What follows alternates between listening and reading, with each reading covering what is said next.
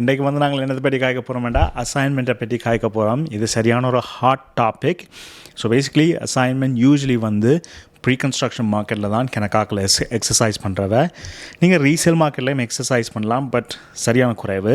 Resale மார்க்கெட்லேயும் assign பண்ணலாம். நீங்கள் ஒரு வீடை வாங்கிட்டு மேபி ஒரு 6 மாதம் க்ளோசிங் சம்திங், அதில் நீங்கள் ஒரு அசைன்மெண்ட் கிளாஸ் போட்டால் அதை கூட நீங்கள் அசைன் பண்ணலாம்.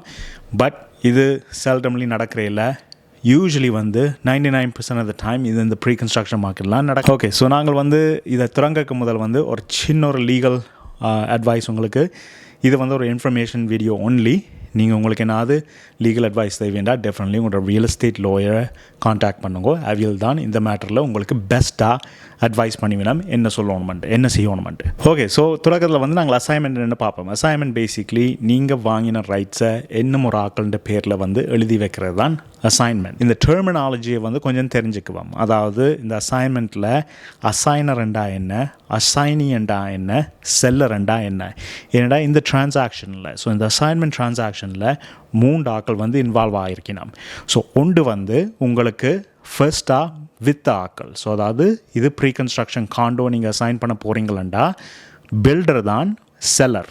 இதில் இந்த டிரான்சாக்ஷனில் உங்களோட அசைன்மெண்ட் டிரான்சாக்ஷனில் பில்டர் தான் செல்லர். நீங்கள் அதாவது இந்த யூனிட்டை நீங்கள் வாங்கிட்டீங்க, பட் இன்னும் க்ளோஸ் பண்ணல, நீங்கள் தான் அசைனர். ஸோ நீங்கள் தான் அசைன் பண்ண போகிறீங்க. ஸோ நீங்கள் தான் அசைனர். உங்கள்கிட்டேருந்து வாங்க வர்றவர், ஸோ இந்த வாங்குகிற ரைட்ஸை அவற்ற பேரில் எழுத வர்ற ஆள் தான் அசைனி. ஸோ இது ஒரு 3 டெர்மினாலஜி.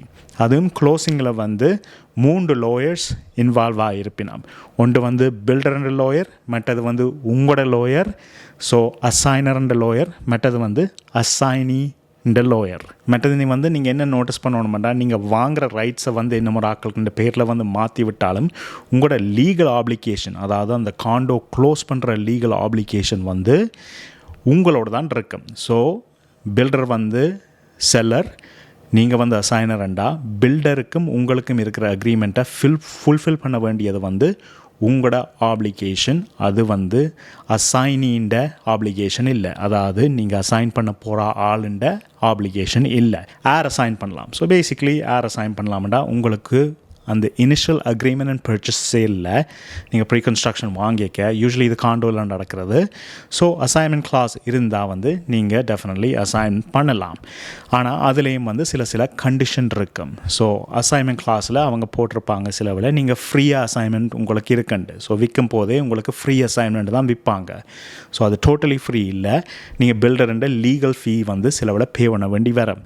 $1,500 $1,300 அதுக்கு மேலேயும் நான் பார்த்துருக்கேன். ஸோ அதையும் வந்து நீங்கள் வடிவாக வாசிக்கிறது வந்து பெட்டர்.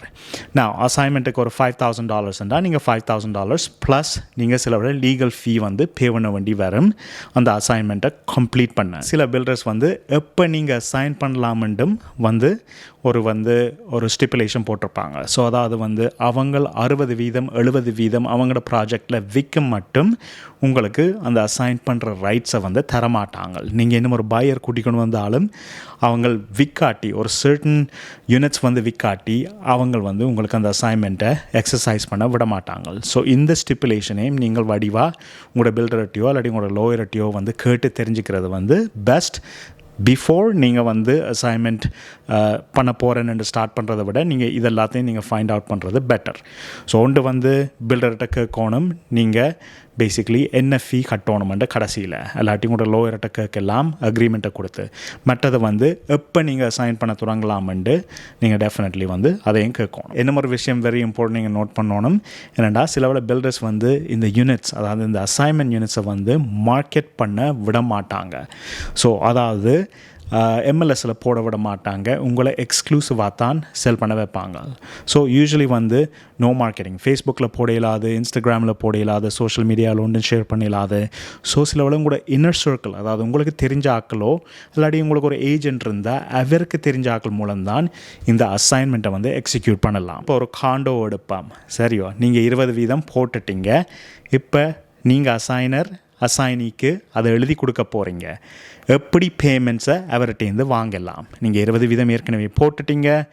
மேபி நீங்கள் வாங்கின விலைக்கே விற்க போகிறீங்க, ரைட்? ஒரு ப்ராஃபிட்டும் ஒன்றும் வேண்டாம். உங்களோட ஃபைனான்ஷியல் சிச்சுவேஷன் சேஞ்ச் பண்ணிட்டுது. நீங்கள் வாங்கின விலைக்கே விற்க போகிறீங்க.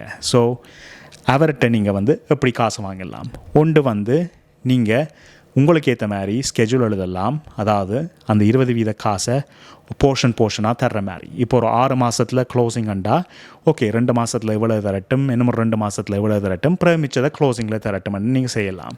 அல்லாட்டி இப்போ அவருக்கு க்ளோசிங்கில் தான் ஒரு லெண்டர் மூலமாக அந்த காசு கிடைக்க போதண்டா நீங்கள் க்ளோசிங்லேயும் கூட வாங்கலாம். ஒரு சின்ன ஒரு டெபாசிட் வந்து இனிஷியலாக வாங்கிட்டு மேபி ஒரு 20,000 இனிஷியலாக வாங்கிட்டு மிச்சதை வந்து க்ளோசிங்லேயும் இதண்டலாம். இந்த நீங்கள் எவ்வளவு வாங்க போகிறீங்களன்றது அந்த அசைனிகிட்ட, அதாவது உங்கள்கிட்ட வாங்க வர்ற ஆள்கிட்ட டோட்டலி அப் டு யூ. நீங்கள் டிசைட் பண்ணலாம் எப்படி ஸ்ட்ரக்சர் பண்ண போகிறீங்களான்ட்டு. ஆஃப்கோர்ஸ் அதை வந்து வாங்க வர்ற ஆளும் வந்து ஒத்துக்கொள்ளணும், அவருக்கு அந்த கெப்பாசிட்டி இருக்கணும். இப்போ நீங்கள் ஒரு 500,000க்கு ஒரு காண்டோ வாங்கியிருக்கீங்களாண்டா 20% வந்து போட்டிருக்கீங்களாண்டா ஆல்மோஸ்ட் $100,000. ஸோ $100,000 அப்ஃப்ரண்ட் தர்றதுக்கு அவருக்கு கெப்பாசிட்டி இல்லாட்டி அவர் லெண்டர் மூலம்தான் அந்த காசை தரணுமெண்டா நீங்கள் க்ளோசிங் மட்டும் வெயிட் பண்ணித்தான் ஆகும். ஓகே, ஸோ நான் முதல் சொன்ன மாதிரி இந்த அசைன்மெண்ட்ன்றது வந்து இது ஒரு லாஸ்ட் ரிசோர்ட் கிளாஸாக, ஒரு எக்ஸசைஸ் ஆப்ஷனாக நீங்கள் வந்து செய்யணும். இதை வந்து தயவு செஞ்சு நம்பி ஒரு வீடை போயோ இல்லாட்டி ஒரு காண்டோ யூனிட்டை போயோ வாங்காயங்கோ. ஸோ அசைன்மெண்ட் இருக்குது, நான் இன்னும் 1 வருஷத்துலையோ 2 வருஷத்துலையோ அசைன் பண்ணி விடலாம், அசைன் பண்ணி விட்டு ஒரு கொஞ்சம் ப்ராஃபிட்டோட வாக் அவே பண்ணலாம்ண்டு அந்த எண்ணத்தோடு நீங்கள் வந்து ஒரு ப்ரீ கன்ஸ்ட்ரக்ஷனில் இன்வெஸ்ட் பண்ணாயங்கோ. ஒரு ப்ரீ கன்ஸ்ட்ரக்ஷனில் இன்வெஸ்ட் பண்ணிக்க உங்களுக்கு வந்து மேக் ஷூர் உங்களுக்கு அந்த கெப்பாசிட்டி இருக்குது. அதாவது அந்த யூனிட்டை க்ளோஸ் பண்ணுறதுக்கு அந்த கெப்பாசிட்டி இருக்கிற ஒரு எண்ணத்தோடு தான் நீங்கள் வாங்குங்கோ. ஆஃப்கோர்ஸ் சிச்சுவேஷன்ஸ் மாறலாம், என்ன நடக்கலாம், நீங்கள் வேலையை லூஸ் பண்ணலாம், இல்லாட்டி ஃபைனான்ஷியல் டிஸ்ட்ரெஸில் இருக்கலாம் அந்த டைம். ஸோ அப்படி வரும்போது அது ஒரு லாஸ்ட் எக்ஸசைஸாக யூஸ் பண்ணுங்கோ. டெஃபினெட்லி வந்து நீங்கள் அதை நம்பி ஒரு ப்ரீ கன்ஸ்ட்ரக்ஷன் ப்ராஜெக்டில் இன்வெஸ்ட் பண்ணாங்க. மற்றது வந்து எல்லாத்துக்கும் மேலே வந்து ரீசன்ட்லி கெனேடியன் கவர்மெண்ட் வந்து அசைன்மெண்ட்டை எப்படி டேக்ஸ் பண்ண போகிறோம்ண்டு கணக்கா டேக்ஸ் லாஸ் எல்லாம் மாறி இருக்கு. ஸோ உங்களோட லோயரோட மட்டும் கதைக்காமல் உங்களோட அக்கௌண்டண்ட்டோடையும் வந்து கதைக்கிறது வந்து நல்ல ஒரு ப்ரூடண்ட்டான ஒரு விஷயம். நீங்கள் ப்ராஃபிட் மேக் பண்ணுறீங்களாண்டா அந்த ப்ராஃபிட்லேருந்து நீங்கள் எவ்வளவு டேக்ஸ் பே பண்ணணும், ஓகே, என்ன செலவுகள்லாம் இருக்குண்டு ஒரு அக்கௌண்டன்ட் தான் வந்து உங்களுக்கு தெரிய வைப்பார்.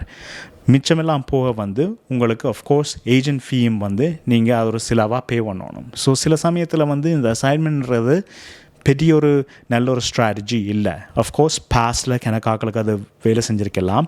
இந்த மார்க்கெட்டில் இப்போ வந்து நீங்கள் மேக்ஸிமம் க்ளோஸ் பண்ண முடியுமோ ஒரு யூனிட்டை நீங்கள் க்ளோஸ் பண்ணி அதை ரெண்ட்டுக்கு வர்றது தான், இல்லாட்டி நீங்களாக போயிருக்கிறது தான் பெட்டர். ஒழிய அசைன்மெண்ட் வந்து வெரி வெரி டிஃபிகல்ட் இந்த மார்க்கெட்டில். ஹோப்ஃபுல்லி நீங்கள் வந்து இந்த வீடியோ என்ஜாய் பண்ணியிருக்கீங்க. உங்களுக்கு வேறு என்னது கேள்வி இருந்தால் அசைன்மெண்ட்டை பற்றி எங்களை அழைக்கலாம். நாங்கள் வந்து GTA கிரேட்டர் டொரண்டோ ஏரியாவில் வேலை செய்கிறோம். நாங்கள் ஸ்பெசிஃபிக்லி டர்ம் ரீஜன் இல்லாட்டி ஸ்கார்பரோவில்.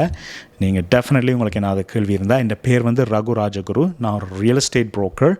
டெஃபினெட்லி உங்களுக்கு ஹெல்ப் பண்ணலாம். எங்களோட ஃபோன் நம்பர் வந்து 416-712-2006. Thank you for watching.